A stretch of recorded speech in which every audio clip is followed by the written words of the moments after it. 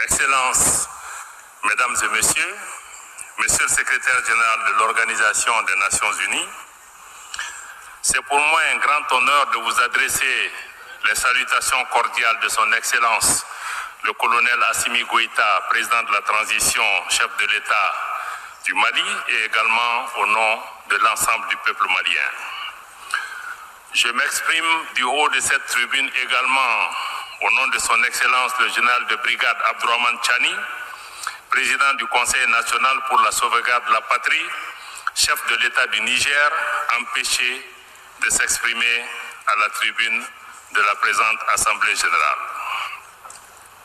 Avant tout propos, je voudrais renouveler la compassion des autorités et du peuple du Mali aux autorités et au peuple du Maroc, de la Libye, de la Turquie et de la Syrie suite aux catastrophes naturelles qui ont endeuillé ces pays frères. Monsieur le Président, la paix et la sécurité restent la priorité des populations du Mali et du Sahel. Après plus d'une décennie de violence aux conséquences particulièrement dévastatrices. Pourtant, cette région était connue comme un havre de paix, de cohésion sociale et de vivre ensemble entre les communautés qui la composent. Pour sa part, le Mali a décidé de changer de paradigme et de prendre son destin en main. Ainsi, au plan sécuritaire, le Mali a accordé la priorité au renforcement des capacités des forces de défense et de sécurité maliennes afin de leur permettre de s'acquitter de leur mission régalienne de défense du territoire national et de protection des populations et des biens. Aujourd'hui, le peuple malien a repris confiance en son outil de défense. Aujourd'hui, les populations du Mali sont encouragées par les résultats engrangés dans la lutte contre les groupes armés terroristes et leurs sponsors étatiques étrangers. Le Mali dénonce à nouveau et avec force les ingérences de certaines puissances qui continuent de faciliter les activités criminelles des groupes armés terroristes au Mali et au Sahel. Il y a lieu de rappeler que le 15 août 2022, le gouvernement du Mali avait alerté le Conseil de sécurité des Nations Unies sur les actes d'hostilité et d'agression de la France. Au lieu de cesser ces agissements, ce pays membre permanent du Conseil de sécurité des Nations Unies continue en toute impunité ces manœuvres de déstabilisation du Mali et du Sahel, comme en témoigne la récente libération des terroristes dans la zone des 3 frontières du Burkina Faso, du Mali et du Niger, en dehors de tout cadre judiciaire et à l'insu des États concernés, pour perpétrer plus d'actions terroristes contre nos populations civiles et nos forces de défense et de sécurité. Les actes hostiles de la France s'illustrent également par ses interventions intempestives et illégales pour retarder, voire empêcher le traitement de nos demandes de financement dans plusieurs institutions financières sous-régionales, régionales et même internationales. Dans le même ordre d'idées, il est regrettable que le même pays, la France, tente et même parfois parviennent malheureusement à instrumentaliser des organisations régionales africaines opposant des pays frères les uns aux autres uniquement pour ses intérêts géopolitiques dans une démarche néocoloniale et paternaliste. Monsieur le Président, le Mali est conscient du fait que l'action militaire seule ne suffit pas pour enrayer de manière durable les défis complexes liés au terrorisme et à certaines problématiques de la gouvernance du pays. C'est la raison pour laquelle le gouvernement s'est doté d'une stratégie intégrée qui comprend les réformes politiques et institutionnelles, le volet développement, la prise en compte des préoccupations spécifiques de la jeunesse, des femmes, y compris l'emploi et leur représentation dans les instances de décision au niveau local et national. Pour créer les conditions permettant de réaliser les aspirations profondes des populations maliennes au changement, le gouvernement s'est engagé dans la mise en œuvre de réformes politiques et institutionnelles nécessaires à la refondation de l'État. Participe de cette dynamique l'organisation réussie le 18 juin 2023 du référendum sur la nouvelle constitution du Mali, adoptée à plus de 96%. Sa promulgation par le chef de l'État le 22 juillet 2023 consacre l'avènement de la 4e République du Mali.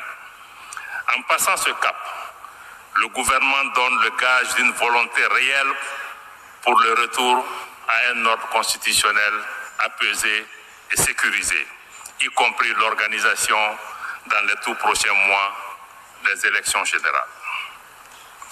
Monsieur le Président, après 10 ans de présence dans mon pays, la réponse internationale aux défis sécuritaires du Mali n'a pas été à la hauteur des menaces. Les attentes des populations maliennes, maintes fois exprimées par les autorités, ont ainsi été souvent ignorées. La mission des Nations Unies au Mali, MINUSMA, n'a pas été en mesure d'aider le Mali à rétablir son autorité sur l'ensemble de son territoire, en dépit cependant des moyens importants investis en elle ces 10 dernières années. Durant sa présence sur le territoire national, la situation sécuritaire, malheureusement, n'a fait que se dégrader. L'insécurité qui était cantonnée dans les régions du nord du Mali au moment du déploiement de la mission des Nations Unies en 2013 a atteint les régions du centre et du sud. Cette propagation de l'insécurité est fort heureusement en cours de fléchissement grâce au succès indéniable remporté sur le terrain par les forces armées maliennes, malgré les défis inhérents à ce type d'opération. En dépit des difficultés rencontrées par la MINUSMA, dues à l'inadaptation de la mission au contexte sécuritaire, à savoir le maintien de la paix dans un environnement où il n'y a pas de paix à maintenir, le gouvernement du Mali s'était accommodé cependant de la présence passive de la mission. Cependant, il était devenu inacceptable pour le gouvernement du Mali de laisser la MINUSMA continuer à devenir partie du problème, en aggravant les tensions entre nos communautés à travers l'instrumentalisation de la question des droits de l'homme à des fins politiques et servant ainsi des agendas extérieurs de pays hostiles au Mali. C'est ainsi qu'après une évaluation exhaustive, le gouvernement du Mali a demandé en juin 2023 le retrait sans délai de la MINUSMA et nous sommes heureux que le Conseil de sécurité des Nations Unies ait accédé à notre requête. Le gouvernement du Mali travaille avec la MINUSMA en vue de son retrait ordonné, coordonné et sécurisé, et c'est dans le délai imparti du 31 décembre 2023. Conformément aux dispositions pertinentes de la résolution 2690, adoptée le 30 juin 2023 par le Conseil de sécurité. Le gouvernement de la République du Mali n'envisage pas de proroger ce délai. Le gouvernement rassure les populations maliennes et la communauté internationale que toutes les dispositions sont prises pour assurer la continuité des services de l'État après le départ de la MINUSMA. La première phase du processus de retrait s'est achevée et la seconde phase est déjà engagée. Certes, la MINUSMA n'a pas été capable de remplir son mandat, mais le gouvernement et le peuple malien restent reconnaissants pour les efforts et les sacrifices consentis durant les 10 dernières années au Mali. Je rends ici hommage à la mémoire de toutes les victimes, civiles comme militaires, maliennes comme étrangères tombées au champ d'honneur au Mali. Pour autant, le retrait de la MINUSMA ne signifie pas la fin de la coopération entre le Mali et l'Organisation des Nations Unies. Bien au contraire, mon pays tient à son appartenance à l'ONU et le gouvernement reste engagé en faveur des principes et des nobles idéaux de la Charte. De même, le Mali renouvelle son engagement à coopérer avec l'ensemble des États du monde qui le souhaitent et qui respectent les principes fondamentaux de la politique extérieure de mon pays. Dans une dynamique d'appropriation nationale, le gouvernement s'attelle à poursuivre la mise en œuvre efficiente et intelligente de l'accord pour la paix et la réconciliation issu du processus d'Alger avec nos frères des mouvements signataires qui le souhaitent. Nous nous réjouissons du chemin parcouru depuis la signature de cet accord en 2015, y compris l'adoption de la nouvelle constitution qui prend en charge plusieurs dispositions de l'accord, et le gouvernement a décidé de privilégier désormais le dialogue intermalien pour la poursuite du processus de paix avec les groupes signataires. Le gouvernement est conscient des défis qui jalonnent le chemin vers la paix.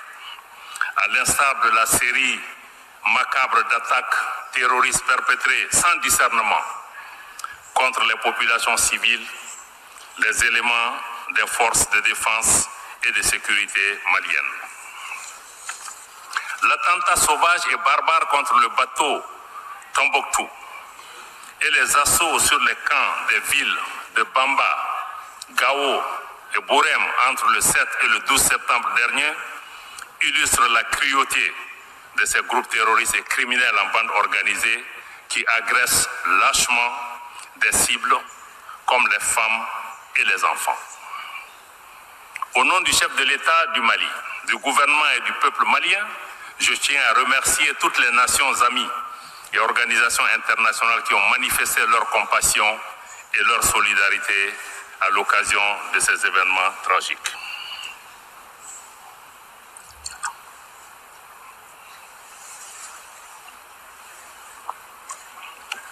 Toutefois, il est regrettable que même face à ces événements aussi tragiques, et au moment où le thème de notre session nous engage à plus de solidarité, donc il est regrettable que le Conseil de sécurité des Nations Unies ne soit pas parvenu au minimum de consensus pour à tout le moins dénoncer ces actes barbares. Malgré ces difficultés, ou mieux, en raison de ces difficultés, le gouvernement de la République du Mali est plus que jamais déterminé à exercer sa souveraineté, asseoir son autorité, toute son autorité sur l'ensemble du territoire national. Aux attaques obscurantistes, l'offensive des forces de défense et de sécurité se poursuivra et la riposte sera immédiate et ferme. C'était le cas récemment à Bourem où nos vaillants soldats ont repoussé une attaque de ces bandes criminelles et obscurantistes en leur infligeant des pertes substantielles.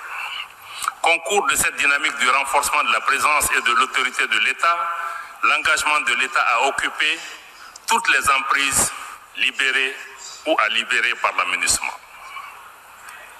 Contrairement à certaines allégations, l'occupation de ces emprises, qui est en tout point conforme au texte des Nations Unies, ne constitue en aucune façon un acte de belligérance de l'État malien vis-à-vis des mouvements signataires. Au contraire, nous continuons de tendre la main à nos frères des mouvements signataires pour une paix durable et un développement harmonieux au profit de nos populations. À cet effet, nous appelons les groupes armés à se démarquer et cesser les collisions constatées avec les groupes armés terroristes lors des dernières attaques, et ce conformément à l'accord pour la paix, mais aussi aux différentes résolutions pertinentes du Conseil de sécurité des Nations Unies. Dans le contexte géopolitique actuel, le Mali ne souhaite pas devenir un théâtre de confrontation ou de compétition entre les intérêts géopolitiques de puissances étrangères. Et nous restons disposés à coopérer avec tous les partenaires respectueux de notre souveraineté, de nos choix de partenariat et également des intérêts des Maliens.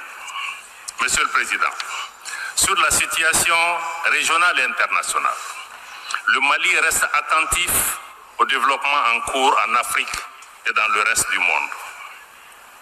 Concernant la gouvernance mondiale, le gouvernement de la République du Mali réitère son attachement au respect de la Charte des Nations Unies, particulièrement le respect de l'égalité souveraine des États et conséquemment son rejet des activités de certaines puissances à perpétuer une domination néocoloniale et à assujettir d'autres peuples, d'autres pays et d'autres nations. Le Mali est attentif aux évolutions institutionnelles et déplore que l'appréciation des changements de régime intervenus récemment dans certains pays africains soit fonction de la proximité des nouveaux dirigeants avec certaines puissances, ou tout simplement des intérêts géopolitiques en ignorant totalement les aspirations des populations des pays concernés. À cet égard, nous dénonçons et rejetons la politique des 2 poids, 2 mesures appliquées par certaines puissances, par certaines organisations régionales et même par certaines organisations internationales, y compris les Nations Unies. Cette incohérence et cette instrumentalisation ne font que décrédibiliser nos organisations aux yeux des populations et de l'opinion publique, érodant ainsi leur confiance en ces institutions qui sont désormais perçues comme détournées de leur vocation première. Certaines organisations sont utilisées en dehors de tout cadre légal ou communautaire comme des armes contre les pays et les populations qui y ont souscrit librement au prix parfois d'un transfert de souveraineté. Ces organisations se transforment ainsi en instruments de perpétuation et d'imposition d'un ordre colonial et hégémonique. De manière spécifique, nous suivons avec intérêt l'évolution de la situation au Niger depuis le 26 juillet 2023. Le peuple et le gouvernement du Mali réitèrent leur solidarité et leur soutien total au gouvernement et au peuple du Niger, pays frères, voisins et amis. Nous dénonçons sur le principe l'imposition de sanctions et de mesures coercitives contre un État, que ce soit en Afrique ou ailleurs. Nous dénonçons d'autant plus les sanctions lorsqu'elles sont injustes, illégales et inhumaines, comme celles que la CEDEAO et l'UEMOA ont imposées au Niger et avant le Niger, les ont imposées également à mon pays, le Mali, qui s'en est relevé. Les conséquences inhumaines de ces sanctions sont si dramatiques, je parle des sanctions au Niger, que le secrétaire général adjoint des Nations Unies aux affaires humanitaires et coordonnateur des secours d'urgence a dû écrire au président de la commission de la CEDEAO une lettre l'interpellant sur la nécessité d'un allègement de ces mesures. Je dois rappeler que même dans la guerre qui a opposé l'Irak aux États-Unis, un couloir humanitaire a été ouvert pour permettre d'approvisionner le peuple irakien. Comment se fait-il que nous qui sommes dans ces organisations fondées sur la solidarité et sur la fraternité, nous puissions punir nos propres voisins, nos propres frères, en les empêchant d'avoir la nourriture, en les empêchant d'avoir des médicaments? Par ailleurs, le Mali reste fortement opposé à toute intervention militaire de la CEDEAO aux conséquences désastreuses pour le Niger, mais aussi pour l'ensemble de la région.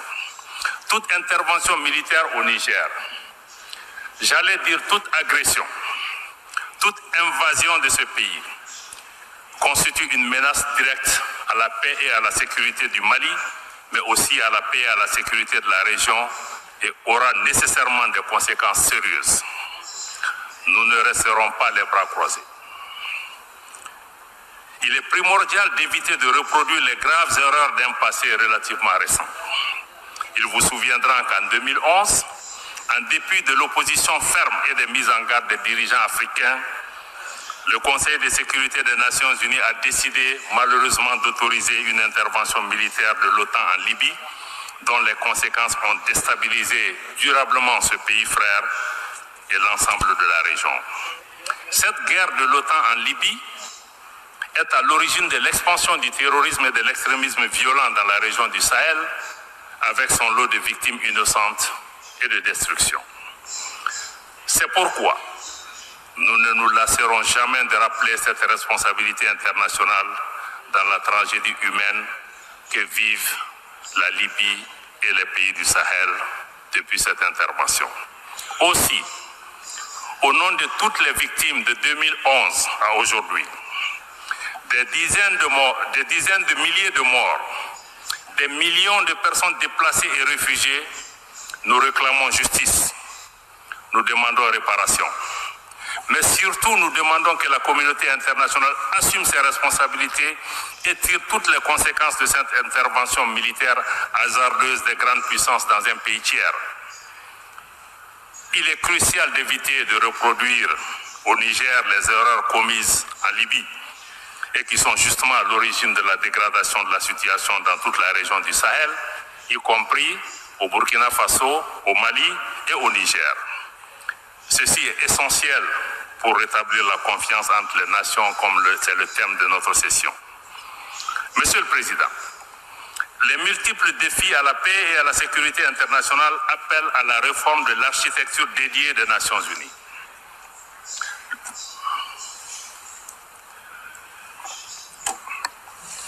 Le Mali réitère son soutien à la demande légitime du continent africain en faveur de la réforme du Conseil de sécurité afin de le rendre plus représentatif des réalités de notre temps.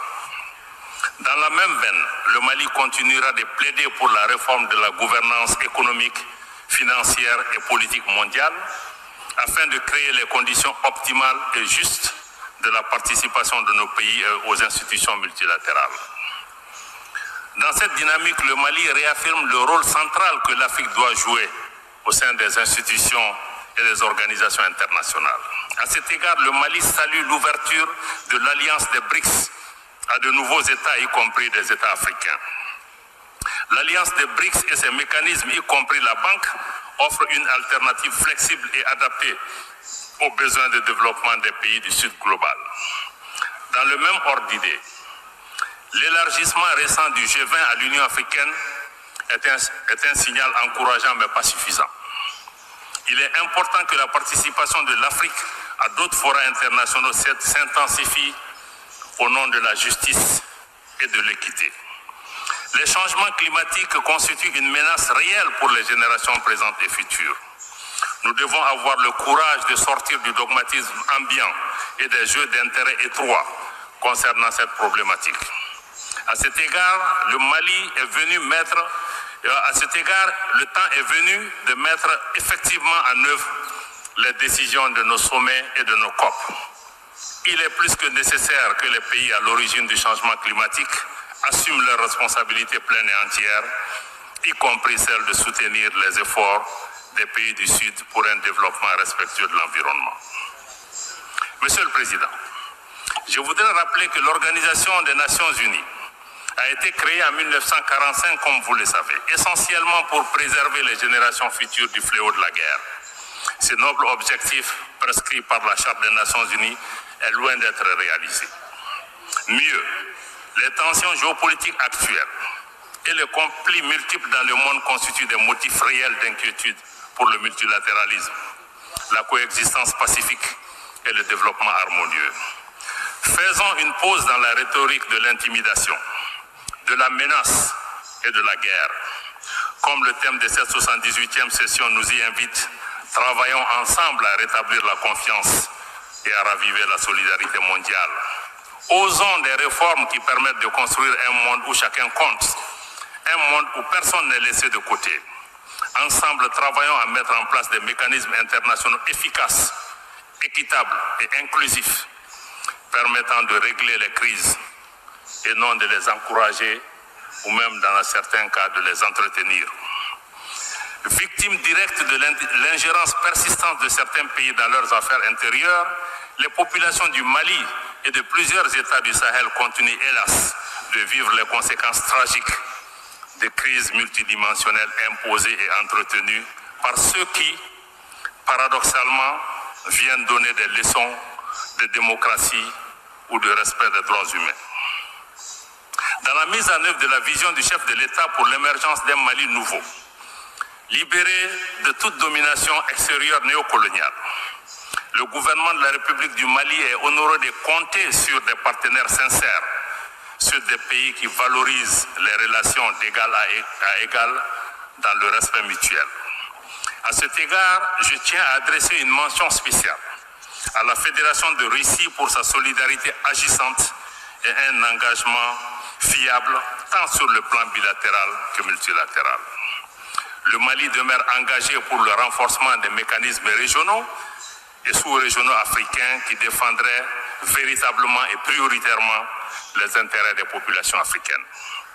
Fidèle à sa vocation panafricaniste, réaffirmée dans toutes ses constitutions successives, le Mali réitère son adhésion à tous les mécanismes de sécurité collective pertinents, notamment ceux dans lesquels le leadership africain est affirmé, mais aussi dans lesquels l'instrumentalisation est rejetée et combattue.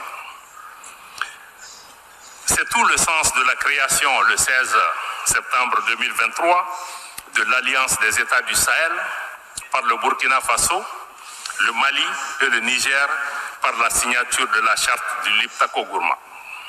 Cette organisation vise à établir une architecture de défense collective et d'assistance mutuelle dans le but de lutter contre toute forme d'agression, toute forme de terrorisme et de criminalité transnationale organisée dans l'espace de l'Alliance.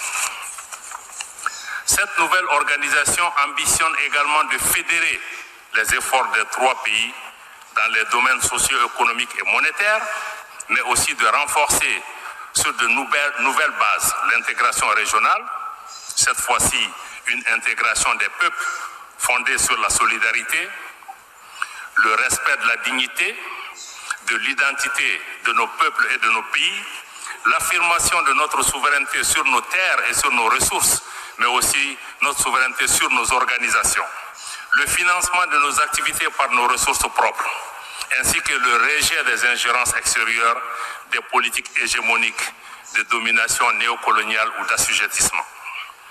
Outre les mécanismes à vocation sécuritaire, le Mali souscrit pleinement aux initiatives africaines qui œuvrent à la promotion et au renforcement des liens de fraternité et de solidarité, à l'instar de l'Alliance politique africaine initiée par la République sœur du Togo et qui aspire à une Afrique indépendante, politiquement forte, décomplexée, non alignée et capable de participer d'égal à égal en tant qu'actrice à la gouvernance mondiale. Monsieur le Président, Excellences, Mesdames et Messieurs, pour terminer, je voudrais faire observer que les multiples défis à la paix, à la sécurité et au développement imposent un cadre multilatéral refondé, adapté et inclusif. Nous ne devons plus continuer à faire la même chose avec les mêmes mécanismes, les mêmes institutions inadaptées et espérer des résultats différents. Pour sa part, le Mali reste attaché à un multilatéralisme où chaque nation compte. Un multilatéralisme solidaire, porteuse de solutions ambitieuses aux défis complexes de notre temps, particulièrement au Sahel. Un multilatéralisme ouvert, prenant en charge les aspirations profondes de nos populations au changement, à la dignité, au respect, à l'égalité souveraine des États, à l'équité, à la justice, au développement, à la sécurité et enfin à la paix. Je vous remercie de votre aimable attention.